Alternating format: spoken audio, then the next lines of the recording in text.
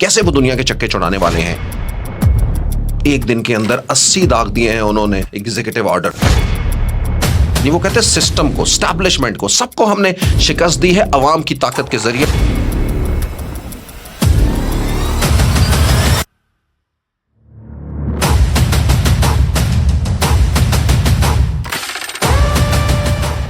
दोस्तों आइए एक नजर डालते हैं अमेरिका के 47वें सदर जिन्होंने अपना ओथ ले लिया है। अमेरिका में ये दूसरी दफा डोनाल्ड जे ट्रंप आ गए हैं और आके अब क्या क्या कुछ जो है वो बदल रहे हैं। एक दिन के अंदर 80 दाग दिए हैं उन्होंने एग्जीक्यूटिव ऑर्डर। ये भी जो है वो अमेरिका की तारीख के अंदर जो है वो पहली बार हुआ है। और इनके अंदर क्या क्या है, वो क्या सोच रहे हैं, क्या उन्होंने बातें की हैं, क्योंकि जाहिर बात है लीडर जो कुछ कह रहा होता है वो उसके पास भी रखता है और फिर वो बातें उसके इर्द गिर्द चलती रहती हैं और फिर उसको वो पूरा भी करता है। डोनाल्ड जे ट्रंप जो कि पहली बार जब सदर बने, बहुत सारी मुश्किलात का सामना रहा अमेरिका के अंदर, बहुत सारी जो है वो मुतज़ाद ख़यालात भी उनके सामने आए। एक बड़ी ताकतवर जो उनके सामने खड़े हुई चीज़ें थी उन्होंने भी उसके ऊपर रिएक्ट किया, जिसके बारे में वो बारहा कहते रहे हैं अपनी कैंपेन्स के अंदर। यहाँ तक कि जो सदर बनने के बावजूद जब वो अगले इलेक्शन के लिए यानी इसी इलेक्शन के जब वो जीते हैं तो उसी की कैंपेन के अंदर उनके ऊपर कातलाना हमले, उनके ऊपर कोर्ट के बहुत सारे केसेस, ये सब कुछ जो है वो काफ़ी सालों से उनके साथ चल रहा है। एक बड़े बिजनेसमैन से जो है वो अमेरिका के 47वें सदर तक उन्होंने बहुत कुछ इसमें जो है वो उतार और चढ़ाव जो है वो देखे हैं। लेकिन आइए आज हम स्पॉटलाइट करते हैं कुछ उन चीज़ों को जो उन्होंने अब की हैं, कैसे वो दुनिया के चक्के चढ़ाने वाले हैं। यानी एक तरफ तो इमिग्रेशन के कवानीन, दुनिया के साथ अब कैसे नया टैक्स जो है वो दुनिया से वसूल करना है, दुनिया के मार्केट शेयर के अंदर जो है वो अपना किरदार क्या अदा करना है, ये सब चीज़ें जो है वो दूसरे लोगों को भी, जारी बात है उन्होंने भी अपना बहुत कुछ इस हवाले से किया था, लेकिन ये उसको किस तरीके से देखते हैं और कैसे उसको हासिल करेंगे, आइए हम इन्हीं सब चीज़ों के ऊपर बारे में। जैसे ही उन्होंने अपना ओथ लिया, आपको बहुत अच्छी तरह से मालूम है कि 312 इलेक्टोरल वोट जो है वो उन्होंने हासिल किया और उनमें जो सबसे ज़बरदस्त चीज़ वो ये थी कि जो 7 स्विंग स्टेट्स हैं उनको स्वीप किया इन्होंने। आज जब वो ओवल ऑफिस के अंदर जो है वो बैठे और उससे पहले जब उन्होंने कैपिटल वन एरिना के अंदर जो है वो कैपिटल हिल की जो बाहर की बजाय अंदर की इमारत के अंदर ठंड की वजह से जब उनका ओथ हुआ, तो उसके बाद जो उन्होंने अपनी तकरीर की जिसके अंदर बिलियनर्स जो है वो उनकी तकरीर के अंदर जहां पे वो बैठे थे उनके अंदर सरे फहरिस्त जो है वो नजर आए। ये टेक पावर जो दुनिया की है, जिसने पूरी दुनिया को अपने कंट्रोल के अंदर किया हुआ है, उसके सीईओ जो है वो वहां पे बैठे हुए, टिकटॉक के सीईओ बैठे हुए थे। और टिकटॉक के सीईओ के साथ आपको बताऊं कि जो सुप्रीम कोर्ट ने टिकटॉक के ऊपर पाबंदी लगाई थी उसको भी 75 दिनों के लिए जो है वो उन्होंने अपने एक ऑर्डर के जरिए जो है वो खत्म कर दिया। आइए अब उनकी और बातों की जानिब जो है वो चलते हैं। ये जो बड़े बड़े लोग हैं इनमें से जैसे आपको बहुत अच्छी तरह से पता है एलन मस्क को उन्होंने अपनी काबीना के अंदर भी शामिल किया है, उनको बड़े ओहदे दिए हैं। इससे पहले जो है वो उनके साथ साथ रहे इलेक्शन कैंपेन्स के अंदर भी जो है वो उन्होंने भरपूर अपना किरदार अदा किया है। डोनाल्ड ट्रंप जो है वो हकीकी आज़ादी, वो कहते हैं आज हम आज़ाद हुए हैं। उन्होंने पहले भी कुछ ऐसी चीज़ें कही थी जब वो पहली दफ़ा सदर बने हैं, वो कुछ चीज़ें अभी रेपिटेशन के अंदर भी जो है वो आई हैं। गोल्डन एज ऑफ अमेरिका, ये उस वक्त भी उन्होंने कहा था, आज भी उन्होंने ये कहा है, लेकिन अब शायद वो ये समझते हैं कि ये गोल्डन एज सही मानों के अंदर जो है वो आगे बढ़ेगी। अब वो सही मानों के अंदर कैसे आगे बढ़ेगी ये बहुत इंपॉर्टेंट है। उसकी एक वजह तो ये हो सकती है, जारी बात है, पहली दफ़ा अगर आए हैं तो आपके पास जो है वो काम करने की सलाहियत यकीनन होगी, टीम आपकी अच्छी होगी।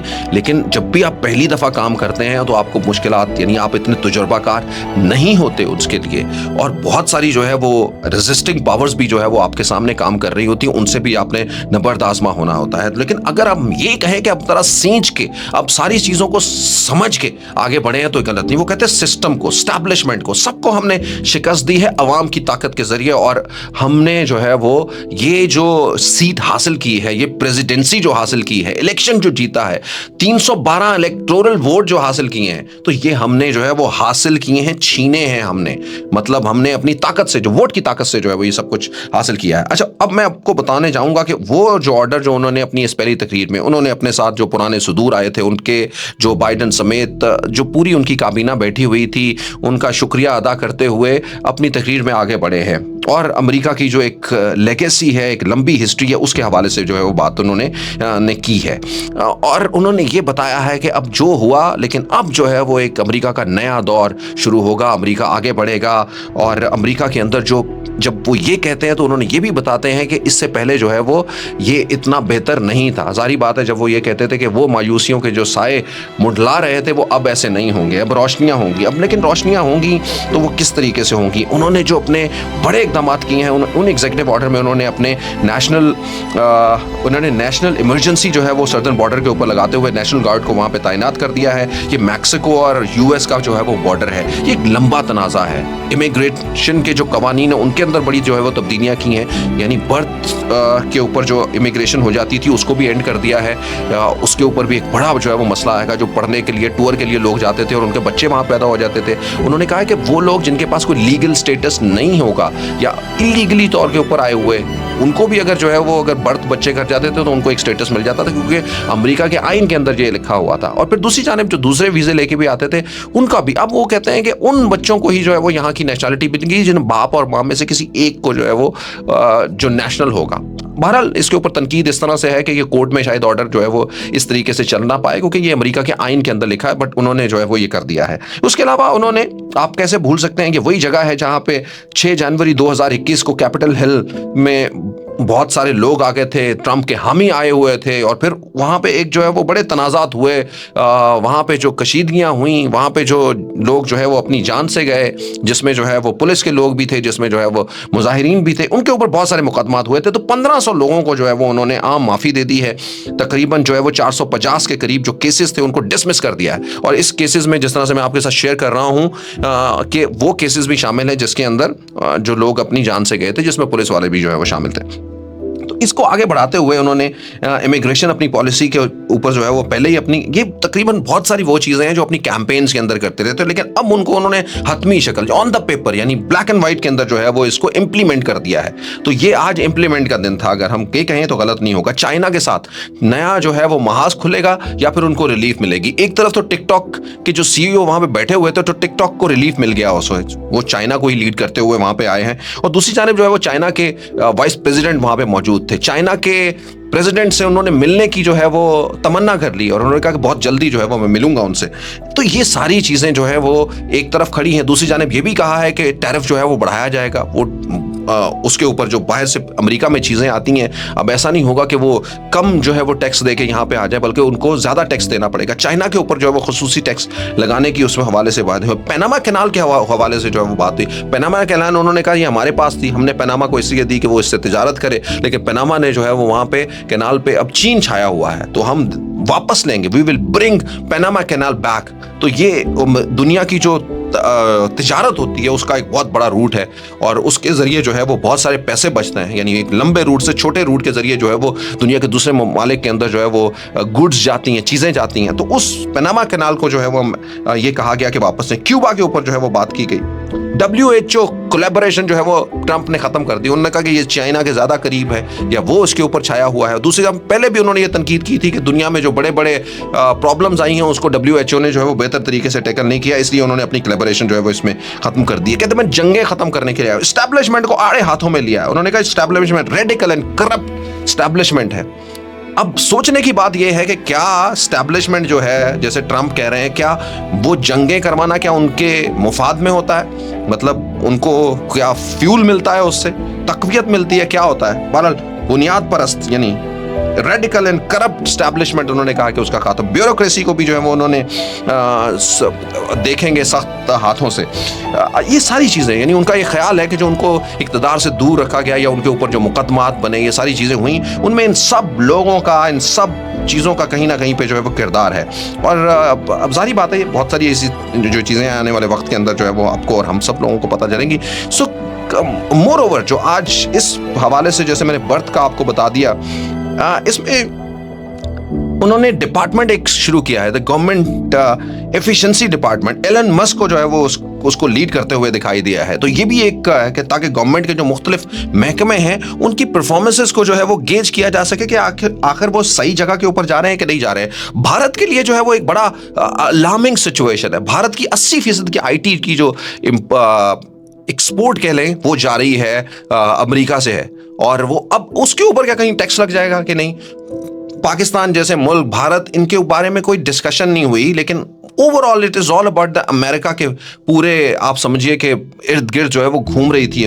और अमेरिका को किस तरह से, अमेरिकी शहरियों को आगे कैसे लेके जाना है। उनका ये ख्याल है कि ये जो इमिग्रेंट भी आते हैं, ये आके कहीं ना कहीं पे जॉब जब हासिल करते हैं, ये सारी चीज़ें करते हैं, तो इसमें जो अमेरिका में रहने वाले लोग हैं उनकी बहुत सारी प्रॉब्लम आती हैं। लेकिन बहरहाल इसके पीछे जो है वो बहुत सारे और हकाइक भी हैं। मतलब अगर बाहर से इमिग्रेंट जो है वो, या बाहर से जो लोग वहाँ पे आते हैं, वो अमेरिका की तरक्की के अंदर अपना किरदार अदा करते हैं। वो चाहे ज़राअत हो, चाहे दूसरे और जो महकमे हो, मशीनें हो, इंडस्ट्री हो, सब जगह के ऊपर जब आते हैं, क्योंकि सारे मजदूर तो वहाँ पे नहीं है, उनको बाहर से आना पड़ता है। तो ये सारी चीज़ें जो है वो, इसके ऊपर मैं एक अलग वीलॉग करूँगा। और मैक्सिको का जो अभी जो बॉर्डर जिसको अभी कह रहे हैं कि वो एक उसकी फिजिकल जो है वो डिवाइड भी उसके अंदर करेंगे, या उसके अंदर जो है वो बाढ़ लगाएंगे, या कोई इससे ऐसा बाउंड्री जो है वो डिक्लेयर करेंगे ताकि आम आसानी से जो है वो ना वहाँ पे आ सकें।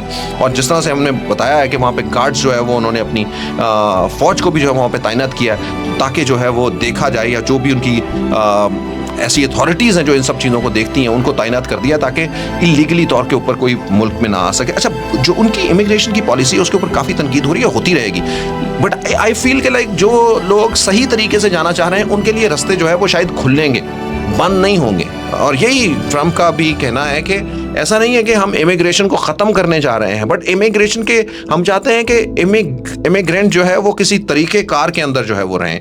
और यकीनन उनके ऊपर जो है वो कुछ सख्तियां जो है वो आने वाले दिनों के अंदर देखने को मिलेंगी। लेट्स सी, हम इसके ऊपर ज़रूर अपना जो है वो तज्जिया पेश करेंगे। चाइना के साथ जो है वो ताल्लुकात बढ़ेंगे, दुनिया की जंगें ख़त्म होंगी, इसराइल और फ़लस्तीन के दरमियान जो है वो मुआहिदा, इस हवाले से बात की, उसका क्रेडिट जो है वो उन्होंने लिया। इस क्रेडिट की जब बात की गई तो बाइडन भी अपनी सीट से खड़े हो गए, तालियां बजती रहीं।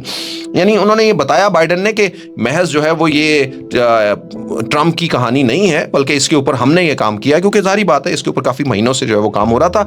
उस तरह से नहीं हो पाया जिस तरह से होना चाहिए था। बाइडन एक कमज़ोर सदर हम कह सकते हैं, जो दुनिया को मतलब, या अगर नेतन्याहू जैसे शख्स को जो है वो लगाम नहीं दे पाए, समझा नहीं सके, बता नहीं सके। और उस वक्त जब मई के अंदर ये पूरा ड्राफ्ट तैयार हो रहा था तो उस वक्त इंडोर्स नहीं कर पाए, ये उनके ऊपर बात जरूर आती है। तो ऐसी जंगें तो खत्म होनी ही है। आने वाले दिनों के अंदर किस तरह से जो है वो यूक्रेन की जंग खत्म होगी, ये भी हम आपको बताएंगे। पाकिस्तान के लिए इसके अंदर क्या जो है वो चीज़ें हैं, इंडिया के ऊपर क्या बादल जो है वो मंडला रहे हैं। ये जो बड़े बड़े टेक सीईओज हैं, ये इंडिया से ताल्लुक़ रखते हैं, और उनसे जो है वो ट्रम्प क्या हासिल करना चाहेंगे और किस तरह से उनको आगे लेकर जाएंगे, ये भी जो है वो बड़े बड़े सवालिया निशान है। हम आपको इससे अपडेट रखेंगे। बहरहाल एक नया दिन है, एक नई जो है वो समझिए कि तारीख की जानिब जो है वो जा रहे हैं। डोनाल्ड जे ट्रम्प एक बार फिर से अमेरिका में है। डोनाल्ड जे ट्रम्प की सिर्फ ये की तकरीब नहीं, और भी तकारीब जो है वो होती नहीं। उन तकारीब के अंदर जो है वो आपने देखा होगा, और अगर नहीं भी देखा है तो हम आपको बता देते हैं कि खालिस्तान का नारा भी जो है वो लगता रहा। खालिस्तान के ऊपर जो है वो आवाज़ उठी उस वक्त जब यूएसए और यूएसए के जो है वो नारे लग रहे थे। ऑफ कोर्स हर शख्स जो है वो अपने ही कैनवस से देखता है। यानी अगर हम डोनाल्ड जे ट्रम्प हैं तो हम उनको पाकिस्तान के कैनवस से देखते हैं कि पाकिस्तान को उससे जो है वो क्या फ़ायदा होगा। इंडिया वाले इंडिया के हवाले से देखेंगे, बांग्लादेश के अपने तरह से देखें, तो हर इंसान जो है वो अपनी तरह से देखता है। डोनाल्ड जे ट्रम्प ने ये कम से कम ज़रूर बता दिया कि वो अमेरिका को जो है वो आगे लेके जाएंगे, उनके नौजवानों को, उनके लोगों को, और वो ताकतें जिन्होंने अमेरिका को जो है वो मुश्किलात के अंदर घेरा हुआ, जो उनका कहना है कि मुश्किलात के अंदर घेरे रखा है उन्होंने, और ख़ास करके उन्होंने उन ताकतवर लोगों के बारे में जो है वो बातें की हैं, लेकिन उनके लिए भी जो वो घेरा तंग करते रहेंगे या उनके ऊपर बात करते रहेंगे। यही डोनाल्ड ट्रम्प की जो है वो खुसूसियत है कि वो बातों को दिल में नहीं रखते, पेपरों के ऊपर जो है वो नहीं रहते,